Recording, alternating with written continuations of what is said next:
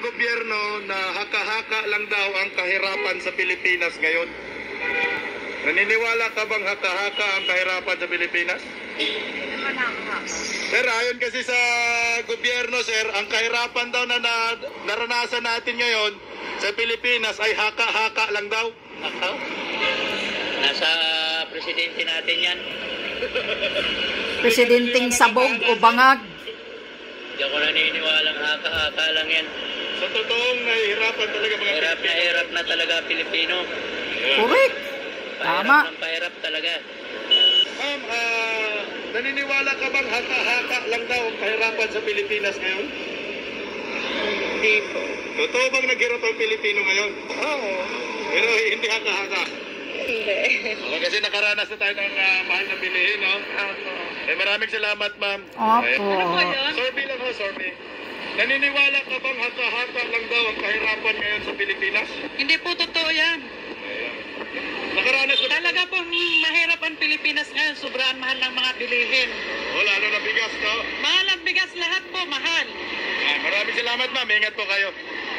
Ano ba sa tingin mo ngayon ang Pilipino? Naghihirap o hindi? Para sa'yo?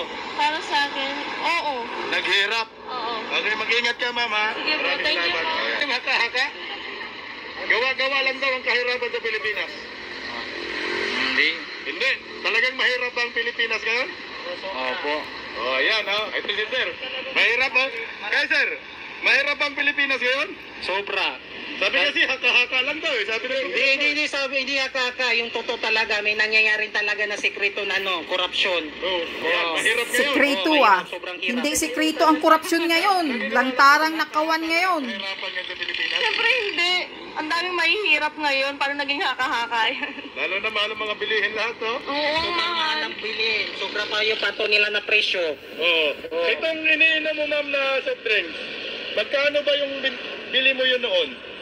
Ito, dati nakabili lang ako dito Yung ng... bata pa Oo. ako, 5 piso lang. Oo. Ngayon, Ngayon, 20 na.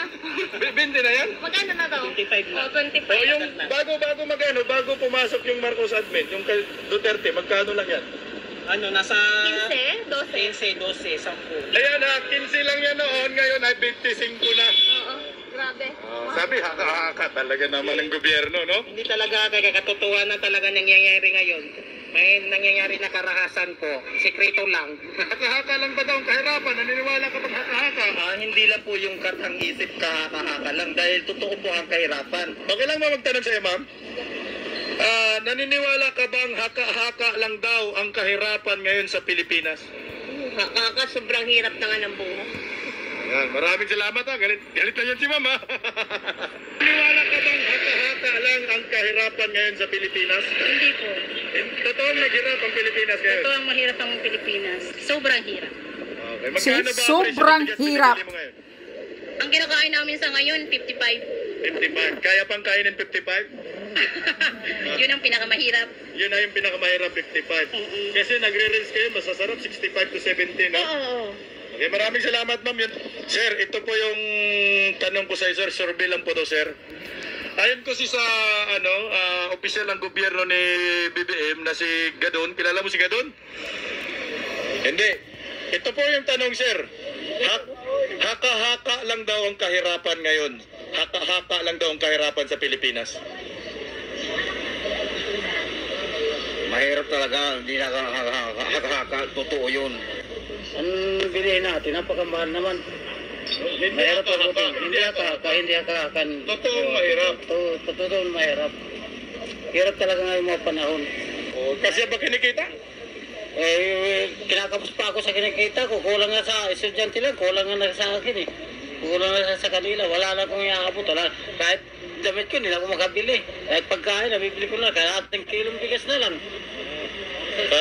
Yung pangako ni BBM na 20 pesos yung nabanggit mo kanina, sir. Mukhang malabo na yun, sir. Malabo na. Hindi na matutupad ni Marcos yan.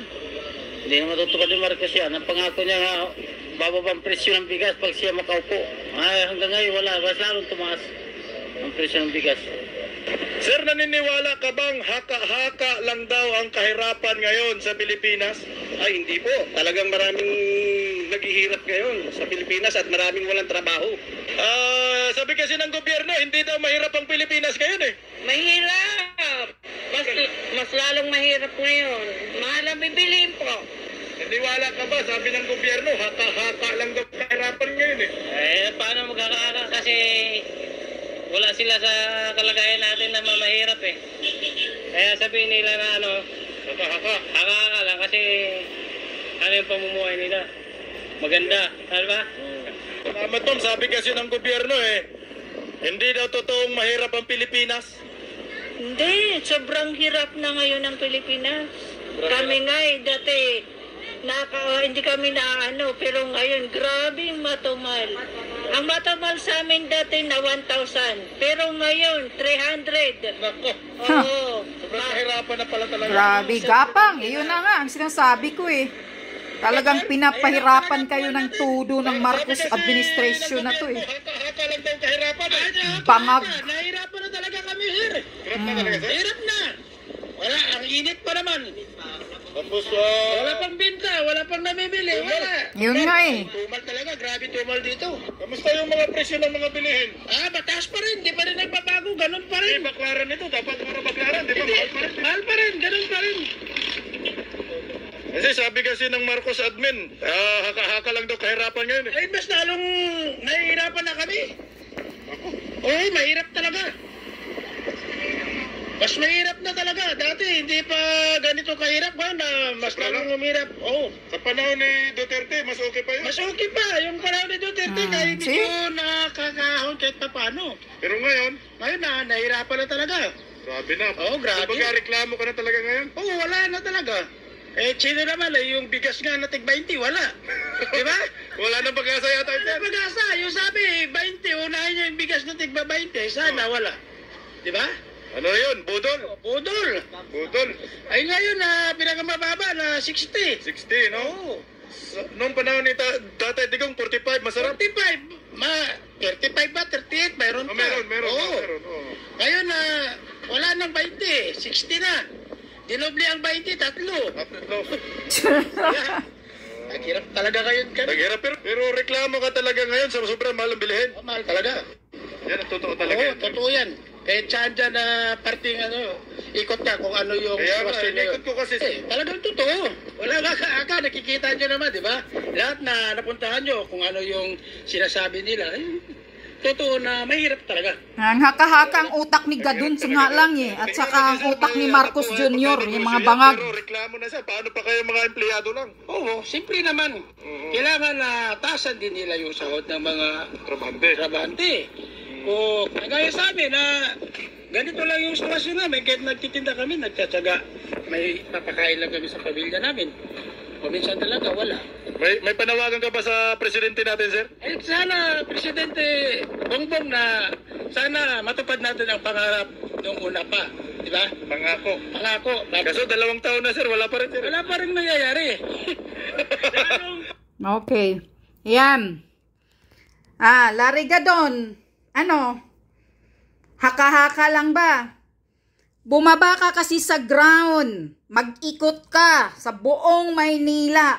Yung mga ordinaryong Pilipino na nagtitinda sa palengke, yung mga tindera, yung mga construction worker, yon. Sorbi mo. Tanungin mo sila kung haka-haka lang ba ang kahirapan nila. Yan. O ito, ebidensya na talagang atungal. Pahirap ng pahirap na daw. Sobra na daw talaga ang kahirapan ngayon.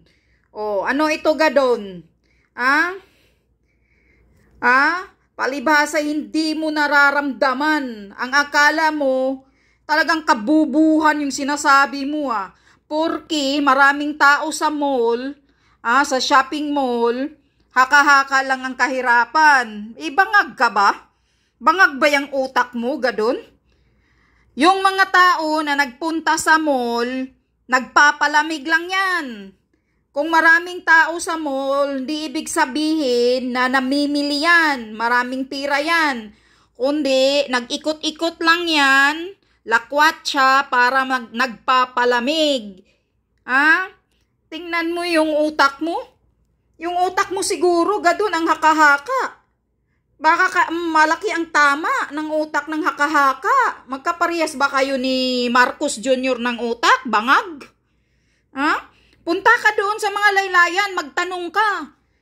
Ha? Yang posisyon mo gadon, siguro mag-resign ka.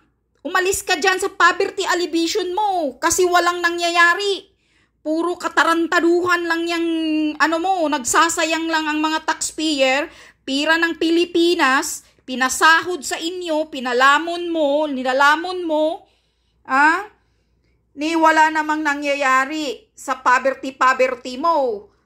Mas lalo namang gumagapang sa hirap itong mga ordinaryong Pilipino.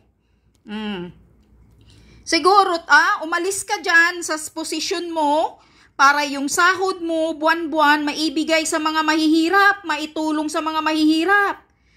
Kasi yung posisyon mo, walang kwinta yan. Ginawa lang yan ni Kuting, according to Maharlika, para pangbayad sa pagsusuporta mo kay Marcos Jr. noong kampanya time. So, lumayas ka dyan sa posisyon mo para yung sahod mo, magkano yung sahod mo dyan, buwan-buwan? 300,000? O magkano yun? Hindi ako sigurado. Na-mention yan ni Maharlika. Para yung sahod mo maitulong sa mga mahihirap kasi inutil, walang silbi yung poverty mo. Ay, nako.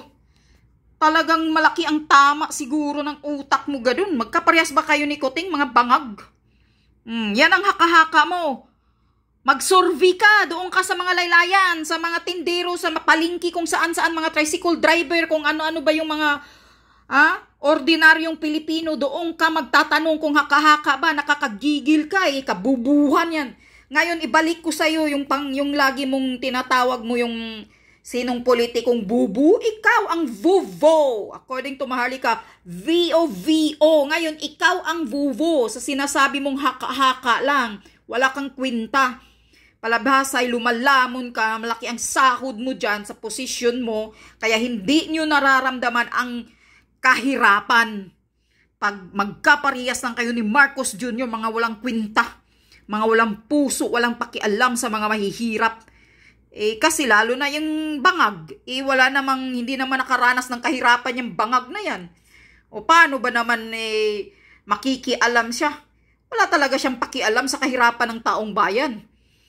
Yung kanyang speech niya, kunyari pa speech niyang, walang alam sa ground kung anong nangyayari.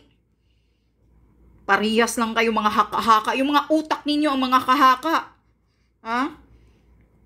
Sabi pa ng isang tao dyan, may korupsyon daw na sekreto. Hindi na sekreto ang korupsyon ngayon, lantaran ang nakawan. Yan. Talagang walang kwinta itong Marcos administrasyon na to. Pahirap, salot sa lipunan.